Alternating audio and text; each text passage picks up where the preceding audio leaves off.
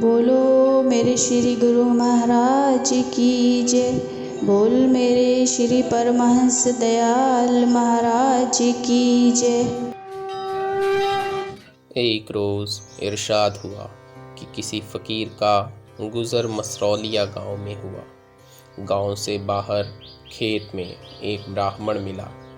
उसने फ़कीर को अचार वस्तु वगैरह जो उसके पास वहाँ मौजूद थे खिलाए।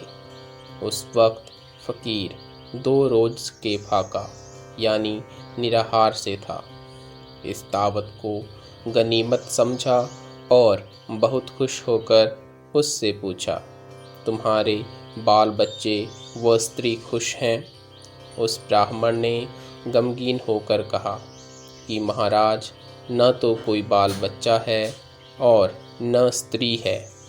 यहाँ तो नकद यानी केवल दम अपने आप का मुआमिला है।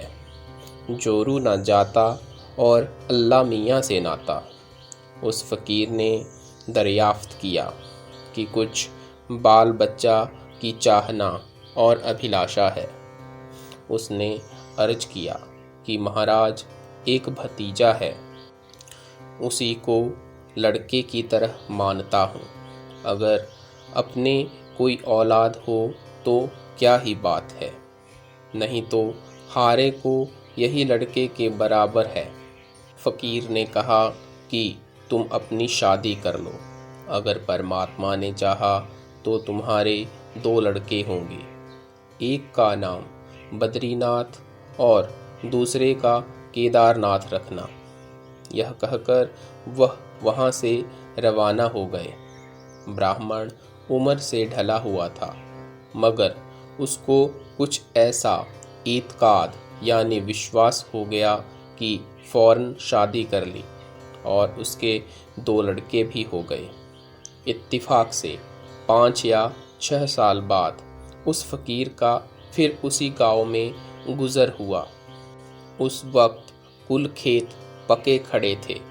बड़े जोर का अब्र यानी बादल हो रहा था और बारिश शुरू हो गई। 1-2 बौछार ओलों की भी आई। सब लोग त्राही त्राही पुकारने लगे।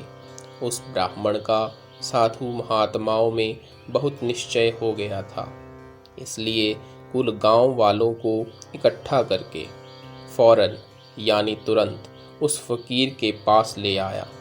सबने प्रार्थना की कि महाराज, कोई ऐसा उपाय कीजिए कि यह ओला बंद हो जाए, नहीं तो हम सब लोग बेमौत मर जाएंगे। फ़कीर ने कहा कि उपाय तो मैं कुछ जानता नहीं, अलबत्ता तुम सब बैठकर राम राम कहो। अगर मालिक को मंजूर है तो ओला बंद हो जाएगा। उन सब लोगों ने राम राम कहना शुरू किया। परमात्मा की कृपा से फ़ौरन ओला बंद हो गया। सब लोग उसके बहुत मशकूर यानी कृतज्ञ हुए और उसकी बड़ी आवभक्त करी। फ़कीर ने कहा कि इसमें मेरा करिश्मा क्या है? जो बात होनहार थी सो हो गई, और कुछ समझो भी तो उस राम की कृपा है जिसका तुमने नाम लिया। उस ब्राह्मण ने फ़कीर की दावत की। उसकी स्त्री ने खाना परोसकर खिलाया। दोनों लड़के भी वहाँ मौजूद थे और उनका नाम भी ब्राह्मण ने फ़कीर के कहने के मुताबिक रखा था। उन दोनों लड़कों को फ़कीर के कदमों में डालकर कहा कि आप जैसे एक महात्मा की दुआ और कृपा से ही इनका मुख देखना नसीब हुआ है, और कुल माजरा बयान किया। मगर फ़कीर ने न तो खुद अपने तई यानी अपने आप को उस पर ज़ाहिर किया और न उसको पहचान सका। यह बयान करके फरमाया कि यह मामलात कश्फो करामात यानी विचित्र करामातों के मुतालिक हैं, मगर आत्मज्ञान और ब्रह्मानंद यानी फकीरी और ही चीज है। हर कश्फ बरा चेहरा नकाबे दिगर अस्त, हर बहर दरी राह सुराबे दिगर अस्त। यानी हर वह बात जो उसके बारे में मालूम हो, वह जैसे उसके चेहरे पर एक और नकाब है। हर दरिया जो इस मार्ग में आया, वह एक नई मृग तृष्णा है। अज रफ़े हिजाबे खेश मगरूर मुबाश, कई रफ़े हिजाब हम हिजाबे दिगर अस्त। यानी यदि तेरे सामने से कोई पर्दा उठ गया है तो मसरूर मत हो कि इस पर्दे का हट जाना भी एक और पर्दे का पड़ जाना है, बल्कि मुमुक्षु साधक को मालूम होना चाहिए कि सार व असार के विचार और गृह व कुटुंब के त्याग करने से मन निर्मल होकर भगवत स्वरूप का प्रकाश जिस जिस भांति प्रकट व साक्षात हो जाता है, उसी उसी भांति परोक्ष व अभूत बात का जानना और सत्य हो जाना, वचन आशीर्वाद व श्राप और प्राप्त हो जाना, मनोवांछित फल जो कि अणिमा आदि अष्ट सिद्धि प्रसिद्धि की संबंधी है, यह सब अधिक हो जाता है। जो कहीं विरक्त योगी का चित्त उन सिद्धियों की ओर लग गया तो सब जाता रहा, फिर ठिकाना लगना कठिन है। सो उस समय मन को ऐसा संभालें कि तनिक भी मन उन सिद्धियों में न लगे। ऐसा त्याग करें जिस भांति विष्ठा को घिनौना जानकर छोड़ देते हैं। जो उस वक्त संभल गया तो तुरंत मनोवांछित पद को पहुंच गया। जो उन बटमारों ने लूट लिया तो फिर पता लगाना मुश्किल है। मगर यह मुकाम बड़ा दुश्वार गुजार यानी दुर्गम है। बड़े बड़े होशियार और अक्लमंद मरातब यानी दुविधाग्रस्त रह जाते हैं, और जब तक उनको तरक यानी त्याग न करें, फुकर यानी बचना मुहाल है। चढ़ गजराज चतुरंगिणी समाज संग, जीत क्षिति पाल सुरपार में सजत हैं। विद्या अपार पढ़ तीर्थ अनेक कर, यश और दान बहुभांति सो करत हैं। तीन काल में नहाय इंद्रियों को बस लाए, करें उपवास विषय वासना तजत हैं।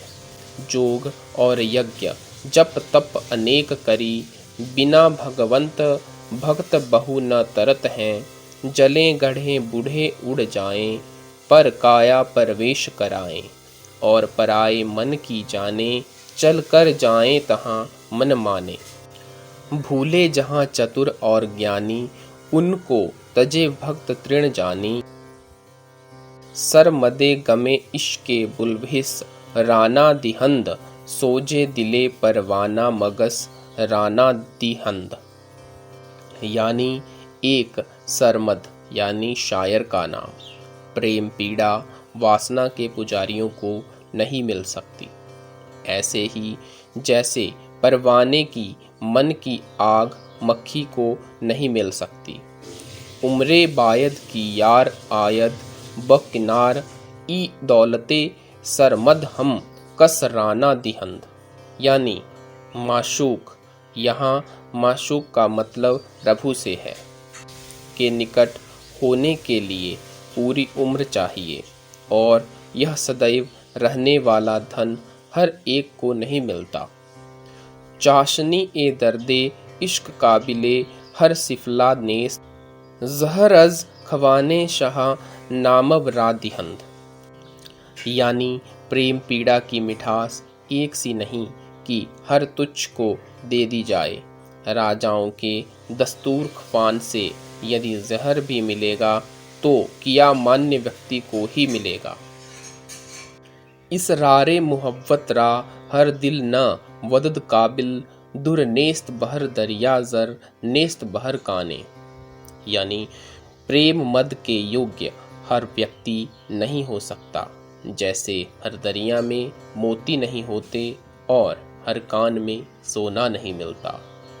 राकिम, वह फकीर साहब खुद जाते अक़दस यानी परमात्मलीन ही थे, मगर ऐसी बातों को कभी अपनी जात निजत्व से मनसूब यानी संबद्ध नहीं करते थे, बल्कि इनको हेच और पोच यानी तुच्छ और त्याज्य समझते थे।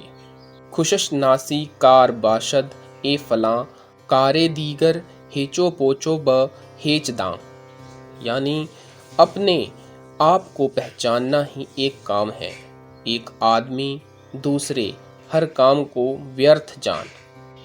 अक्सर की तो यह ख्वाहिश होती है, या रब च खुश अस्त बेदहां खंदीदन बेवास्तए चश्म जहां रादीदन, अर्थात हे प्रभु, कैसा आश्चर्य है बगैर मुंह के हंसना और बगैर आँख के दुनिया को देखना।